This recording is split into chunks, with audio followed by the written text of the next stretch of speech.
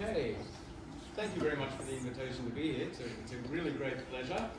I have to admit, dance is not the main topic that I've been doing research on. It's music, but actually, as obviously all of us know, these are intimately linked. In fact, in some cultures, there's no distinction between them linguistically or in practice either. So the question I'm addressing today is, what can research on musical group performance tell us about partnered dance? Well, one thing that's in common is the element of rhythmic interpersonal coordination. Rhythm is really key, and what's special about humans, one could say, is the high level of precision yet flexibility with which we can coordinate our actions in time, really at the tens of milliseconds level. And this is expressed in many different ways, across different cultures and different traditions, both in music as an acoustic art and in dance as a bodily art form, but also what one observes is great individual differences, okay, either intentionally or basic capacities for coordinating. And that's something that I'm really very much interested in. From a neuroscience perspective, this tells us something about the working of the system, how the brain works. If we can understand why it differs in different contexts, across different individuals, we really have arrive at a mechanistic explanation of what's going on.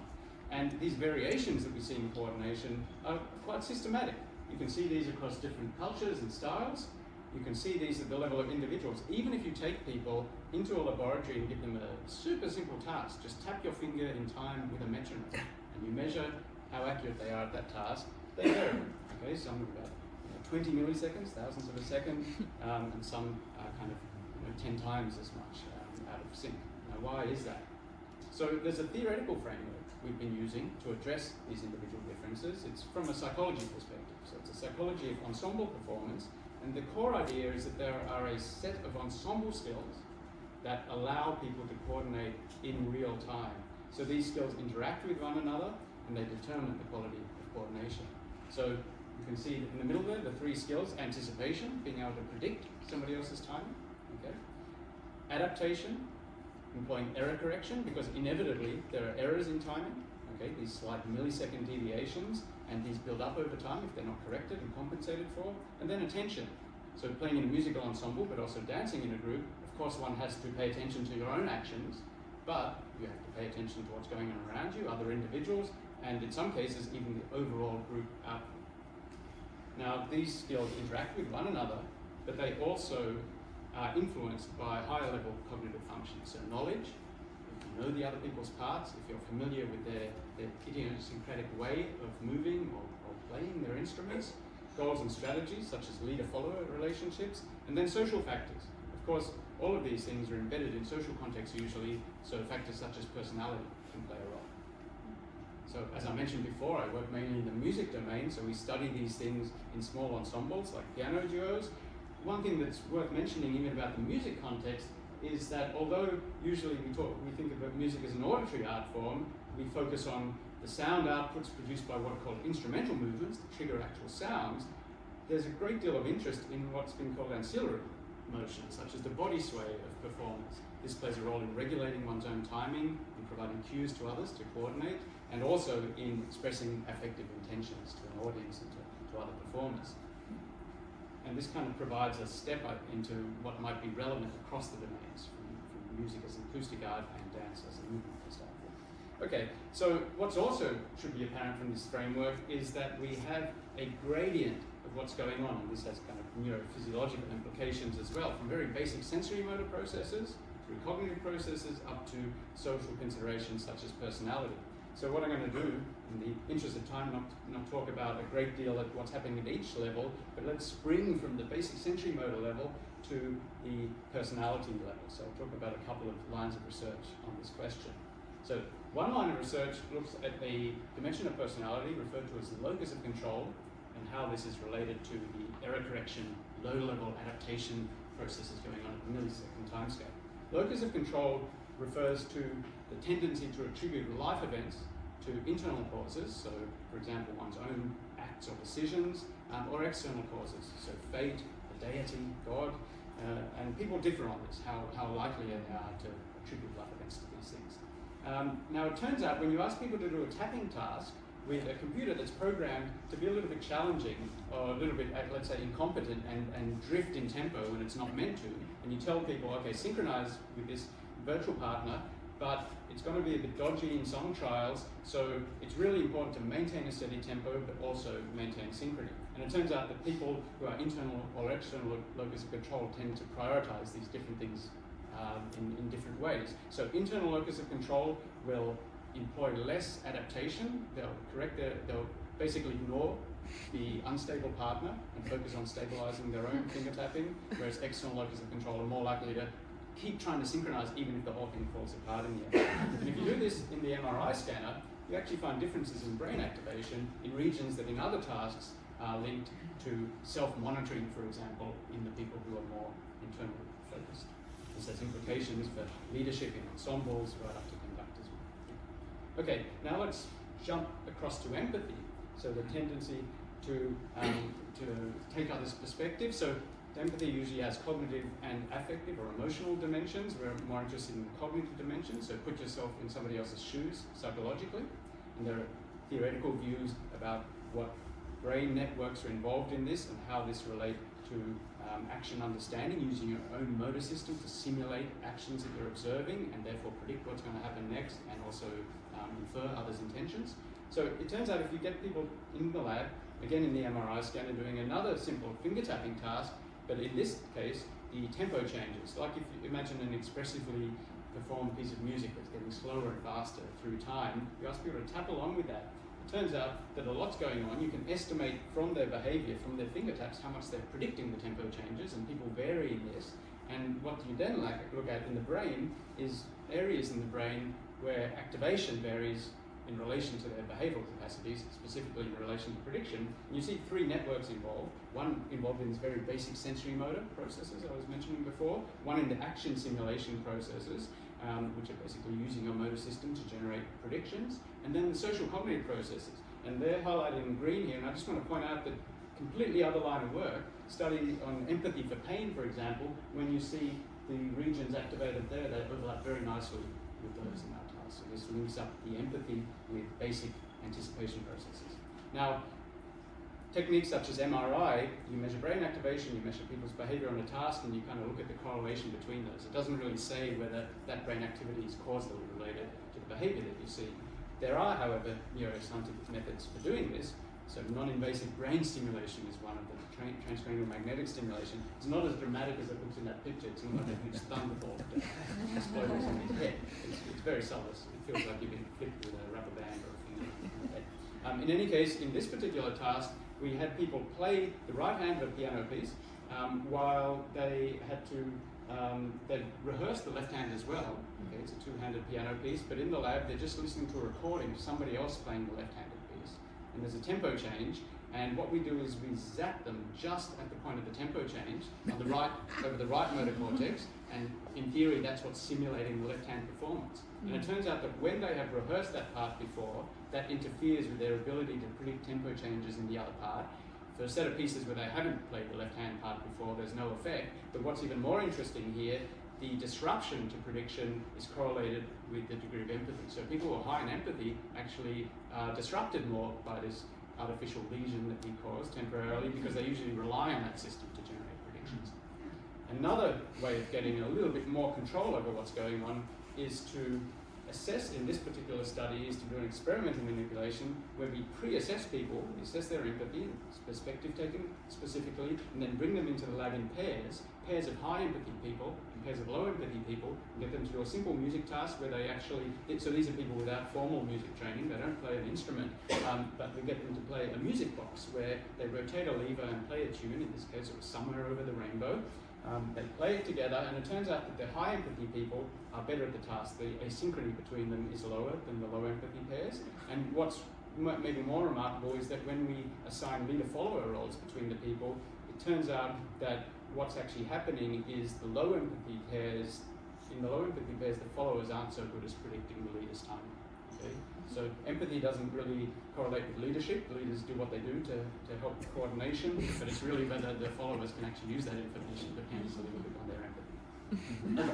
So implications for individual differences, of individual differences that we can measure with these sorts of tasks for partner compatibility in music and in dance. The relevance of that picture will become will become clear soon, I hope.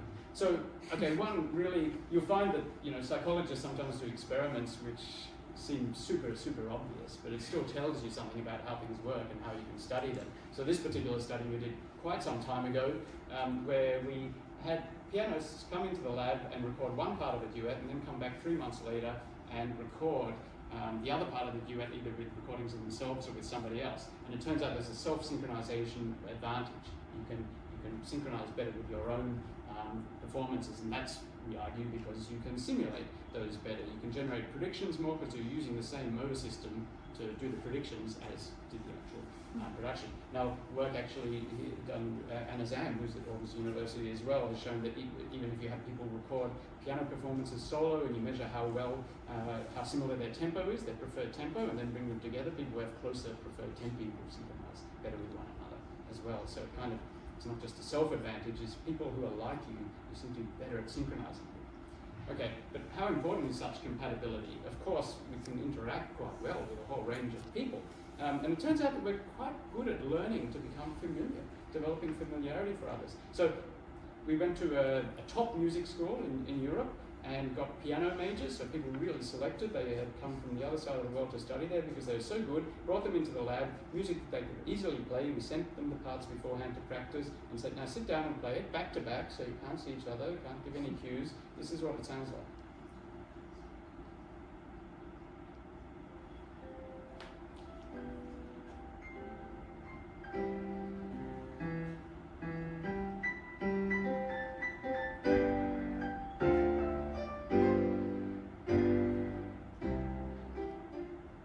Right?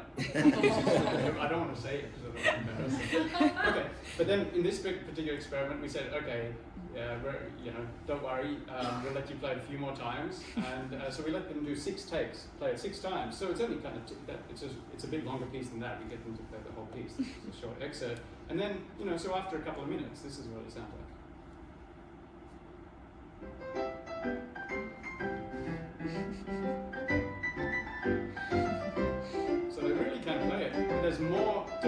There's more to playing in a group than just knowing how to play your part, right? You have to know how to play it with another person. What was even maybe what I think is more interesting about this particular study is that we again implemented a manipulation where we divided the pieces they were playing into 2 sets, and for one set we sent each person both parts so they could practice the so-called primo, the more melody part, and the secondo part, the more accompanimental part, and for the other half of the pieces we only sent them one of the parts. Okay, and then brought them into the lab, and they were sitting there and they got to do their 6 takes, but for half of the pieces they knew what the other person was going to be playing, and the other half they didn't know exactly, And we were curious, okay, is coordination going to develop differently across those cases? As I argued before, ancillary motion is important for sending cues to the other. In this case, the cues weren't usable because the people were back to back, so they couldn't actually see each other, but nevertheless, people do this automatically. So when we measure with a motion tracking system the body sway of performers, we see that right from the start, they're more coordinated when they know the other person's part. Okay, so they're better to know when the parts are supposed to line up and so on. However, when we measure the keystroke asynchronies on the piano, so the instrumental movements, we see kind of an opposite effect, where the measure's inverted here because it's an asynchrony measure. So here they're actually worse when they practice the other person's part before. Now, why is that? It turns out that when you practice the other person's part, you practice it with your own way of playing it, which doesn't necessarily correspond to how somebody else will play it. So without knowing the other's action style, knowing their part doesn't help.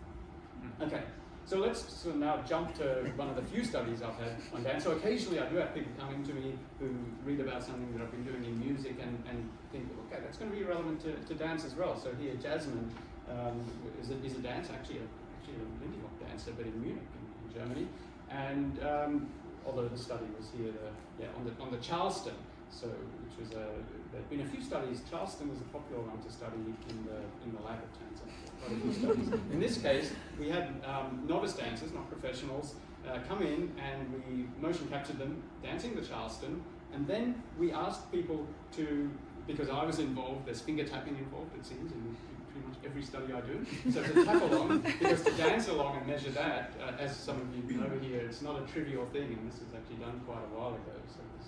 So we had people tapping along, get nice clean measures and comply the same sorts of statistics and modelling that we do in our more music-related tasks.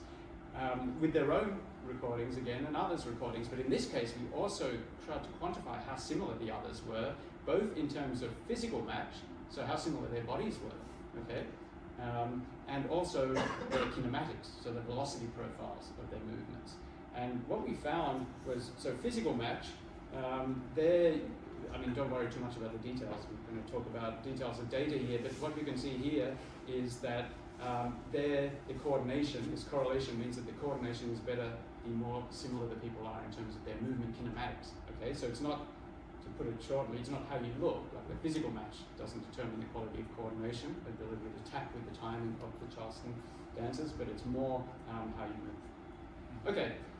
It also turns out that some of the individual differences that could affect coordination are kind of compensated for by this automatic tendency that we have to mimic other people's actions. So if you're talking to somebody and they scratch their ear, you scratch your ear afterwards. That's something very, very deeply ingrained. And simply seeing each other seems to trigger these effects. So I got very excited when another person contacted me about doing a dance study. This was Kohei Miyata from Japan. He's a professor in Tokyo now. And he introduced himself as a street dancer, and said he wanted to do a study of street dance in my lab. And he was a biomechanics guy, so he really knew the technology as well. So I was super excited, invited him to Sydney in Australia, where I was at the time. And when I turned up, I of course turned up in my baggy tracksuit, expecting to, when he said he was going to show me what the paradigm involved, to exercise my own street dancing skills. You can imagine my disappointment when it turns out that a street band, I'm tempted to demonstrate it, but maybe in the interest of time I won't. You can ask me later, of course. Apparently a street dance move is like this, like any dance tradition, there are different moves within the choreography, and one of them happens to be this, and that happens to be the only one we wanted to study. But it turns out that it does get fancy, because when you're, this is called flexion, flexion, and if you have the beat of the music, flexion on the beat is going, and that's easy, okay? But if you do extension on the beat, going up on the beat, that's hard. Not much at that tempo, but if you make the tempo go faster and faster, eventually when you're doing extension on the beat, you'll have a phase transition and start doing flexion on the beat, okay? And so we measured that phase transition in people as they were doing this street dance task, back to back or face to face. And what we found was that people, of course, transition at some point, but people differ. Some people can hold on to the extension on the beat for longer than others. But it turns out that that tendency, or your ability to do that, changes if you're looking at somebody else. And if they're better than you, you're able to hold on a bit longer, and if they're worse than you, they actually knock up your performance. So that's another relevant. Okay, but there's hope. Now, there's another line of work with non-invasive brain stimulation. It turns out that using a different technique that doesn't really knock out what's going on, but really can ramp up or drive brain oscillations at different frequencies and in different phase relations. And one idea we had was to apply this on pairs of people doing finger tapping tasks together. And the idea was that if we stimulate them in phase, okay, and at a specific frequency, so we use 3 frequencies. So 2 hertz, 2 cycles per second. So that is the rate at which they're tapping. 10 hertz, a very dominant brain rhythm, alpha rhythm, and then 20 hertz, which is more related to motor processing. And we found that we could put people in sync at the start of trials, so transiently and slightly, but reliably, if we use this 20 hertz stimulation in phase. So maybe this has some neuro rehabilitation implications. Okay, now the final study is on signaling social synchrony. So the links between basic synchronization and sociality. Again, this sensory motor to social gradient. Of course, some rituals, some context involving music and dance really capitalize on this link. And if you think about samba, so how we did do a study. So another postdoctoral researcher working with me ended up getting funding to go to Brazil to study samba. It was quite a successful venture because she actually came back not only with a good set of data, which we've now published, but also a husband. And okay, so let's have an example of a studio recording of a musician's actually multi-track recording. This was to produce stimuli of what a samba percussion section might sound like.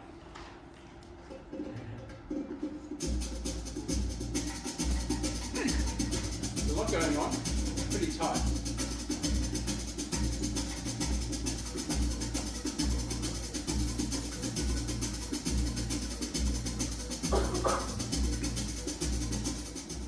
We wanted to see how sensitive people are to deviations from that. Like, how far can you get people out, get the musicians out of sync before it doesn't work? Okay, people notice that it's out of sync. People don't feel it makes them move. They don't feel any pleasure from it at all. And I won't play all the levels, but this is the furthest we went. See if you can notice any difference.